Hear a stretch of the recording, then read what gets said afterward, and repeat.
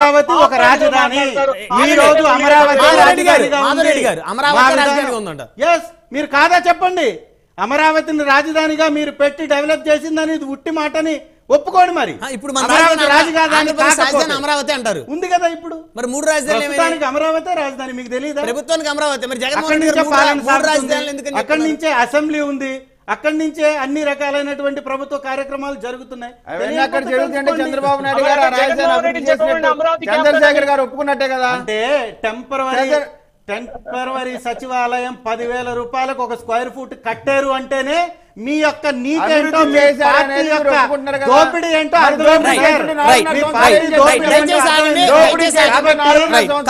ఒకటే సార్ కాబట్టి ఒకటే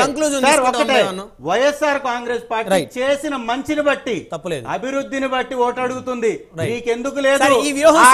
వ్యూహం సినిమాలో ఎవరి కథ ఉంటుంది సార్ 100% నిజమేంటో అదే చూపిస్తాడు వివేకానంద రెడ్డి గారికి ఏం జరిగింది అనేది ఈ సినిమాలో ఉంటుందా ఎట్లా జరిగింది ఎవరు చంపారు అనేది హస్తం ఏముందో ఏ విధంగా చేశారో ఒక్క నిమిషం అండి దయచేసి అందరూ ఆగాలి వన్ బై వన్ వస్తాను చంద్రశేఖర్ గారు వ్యూహం సినిమాలో ఇప్పుడు వ్యూహం రిలీజ్ కి సిద్ధంగా ఉన్నారు వైసీపీ మంత్రులందరూ కూడా సభలో రామ్ గోపాల్ వర్మ గారి పక్కన హాజరు బహుశా వారు ఊరు లేకపోతే ఇది రామ్ గోపాల్ వర్మ వ్యక్తిగతమైనటువంటి అభిప్రాయం వారి వ్యక్తిగత స్క్రిప్ట్ అనుకోవచ్చు ఇప్పుడు ఆయన పక్కన మంత్రులందరూ కూడా ఉన్నారు ఖచ్చితంగా వైసీపీ బ్లెస్సింగ్స్ కూడా ఉన్నాయి అయితే ఈ సినిమాలో వివేకానంద రెడ్డి గారికి అసలు ఏం జరిగింది ఆయన మీద గొడ్డలు ఎవరేసారు అనేది ఉంటుందా ఉండదా రామ్ గోపాల్ వర్మ అని అడగండి ఆయన అడగాలంటారా రెండవది ఏంటంటే మా అధినాయకుల మీద క్యారెక్టర్ ఉంది దానిలో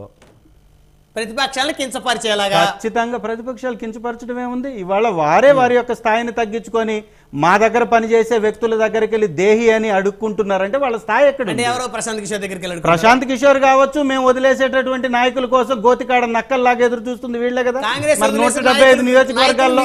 175 నియోజకవర్గాల్లో మేము మా యొక్క నాయకులను ప్రకటించుకుంటున్నాం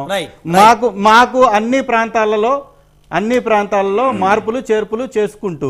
2 లక్ష్యాలతో మేము ముందుకు వెళ్తున్నాం 175 నియోజకవర్గాల్లో గెలుపు అన్ని సామాజిక వర్గాలకి అవకాశాలు కల్పించటం మరి వాటి మీద మీరు కోడిగుడ్డు మీద ఏకలు పెరుగుతున్నటువంటి మీరు 175 నియోజకవర్గాల్లో మీకు అభ్యర్థులు ఉన్నారా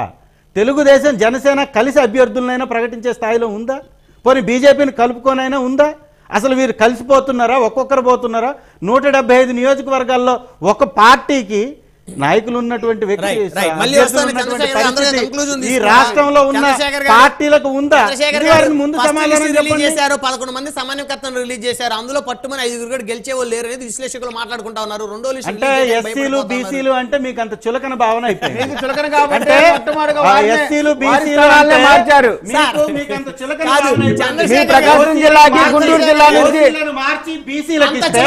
అంత ఎగతాళి మీ పార్టీ ఎమ్మెల్యే రామకృష్ణ రెడ్డి రాజీనామా చేశాడు బీసీ అంటే చులకన బీసీ అంటే చులకన కాబట్టి మీ పార్టీ ఎమ్మెల్యే రాజీనామా చేశాడు బీసీ అంటే చులకన కాబట్టి తిప్పల నాయుడు కొడుకు రాజీనామా చేశాడు చంద్రశేఖర్ గారు వైఎస్ఆర్ కాంగ్రెస్ పార్టీ నాయకులకి బీసీలు అంటే చులకన కాబట్టి ఆల రామకృష్ణారెడ్డి గారికి బీసీలు అంటే చులకన కాబట్టి గంజి చిరంజీవి గారికి ఇవ్వడం వల్ల మీ పార్టీ ఎమ్మెల్యే రాజీనామా చేశాడు గారే అక్కడి నుంచి ఇంకోసారి పోటీ చేయనని 2019లో ప్రకటించింది వ్యక్తిగతం అని చెప్పిన తర్వాత ఎందుకు చేశారని మీరు అడుగుతారా గంజి శ్రీనివాస్ ఒక్క నిమిషం గంజి చిరంజీవి గారికి ఇచ్చినటువంటి పరిస్థితి అక్కడ బీసీలకు ఇవ్వాలనేది మా విధానం అందుకే ఇచ్చాం ఓడిపించిన నాగిరెడ్డి గారిని మార్చి ఒక బీసీ సామాజిక వర్గానికి ఇచ్చాం కదా రేపల్లిలో ఒక బీసీకి ఇచ్చాం కదా ఎందుకంటే బీసీలకి గెలిచేటప్పుడు రెడ్లకి ఇవాళ పెట్టినటువంటి అభ్యర్థుల మీద లోకేష్ గారిని పవన్ కళ్యాణ్ గారిని గెలిచి చూపిమనండి మా బీసీ అభ్యర్థుల మీద